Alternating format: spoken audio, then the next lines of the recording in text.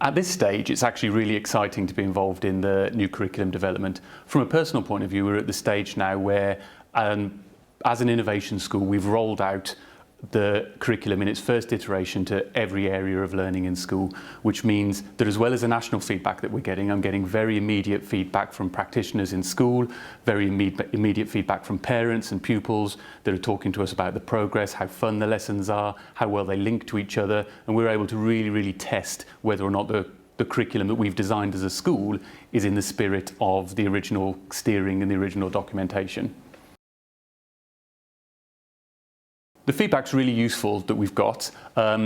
It's broadly positive. It suggests that it really values what we're trying to achieve. Some of the nuances that have come back from subject-specific departments and practitioners need to be reflected on really carefully, I think, by each area of learning and experience. So I suppose I'm going to have a few roles in dealing with the feedback, one of which is going to be obviously immediately at school. I'm privy to all of this feedback that's come in, so I, as an innovation school, well, all schools are in the position where we can be testing the curriculum now, so I can very immediately go to our directors of learning and talk to them about their curriculum plan, how they've designed their area of learning. Is this feedback relevant to the direction that we're going in? Have we considered it? Do we want to implement it? And we can test it very quickly in school. Also within the AOLE that I work in, LLC, we have just spent this morning already talking about some of the feedback and our first impressions of it, whether or not the feedback is because it's to do with the way that we've organised it, the way that we've worded it, or it's something that we actually haven't thought of. So lots of very quick ways that we can start looking at that. So the innovation schools, there's a group of us, and the way that came about was schools were invited to apply to be an innovation school if they felt they were in a position to get running straight away on several of the areas of learning rather than the one that perhaps they specialised in as a pioneer school. And we applied for that because I felt that we were in that position. And then the innovation schools, what we're really invited to do is experiment with different curriculum designs. We get together quite often and we talk about, I've tried rolling out a curriculum in this way, I came up against these barriers, I tried leading with achievement outcomes, I tried leading with progression steps, I started with the 4 purposes, etc. A whole different range of ways that you could design your curriculum in school and testing out which one we're having the most luck with on the ground, with the students, with the practitioners.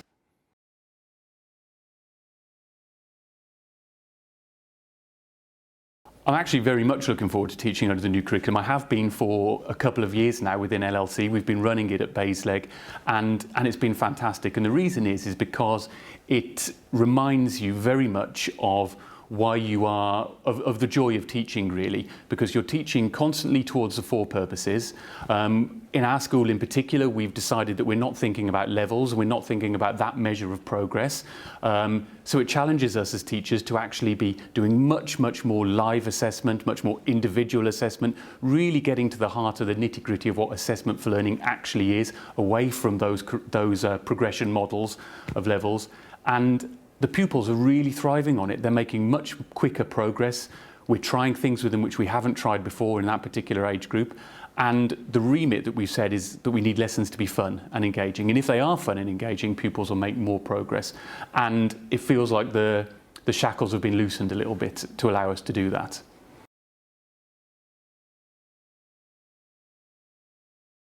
Yeah, so within my particular context, subjects and subject specialists are still very important. We have to remember that areas of learning are made up of what would be traditional subjects, and I don't see those as being under threat particularly. What I do see is that the area of learning structure gives a really nice format for those specialists to work together, to really maximise where those subjects overlap, to really exploit the progress that pupils could make by thinking about those 2 subjects simultaneously rather than independently, and I think it will really help.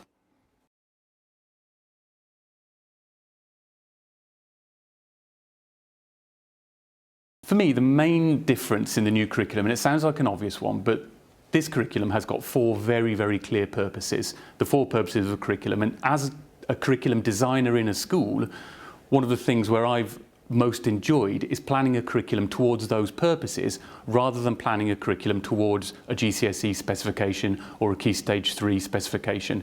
Because by planning towards those purposes, you really are able to make sure that you have a clear idea of what progress pupils should genuinely be making in your school. You have a clear idea of what you as a school value and what type of learners you should be producing into the wider community.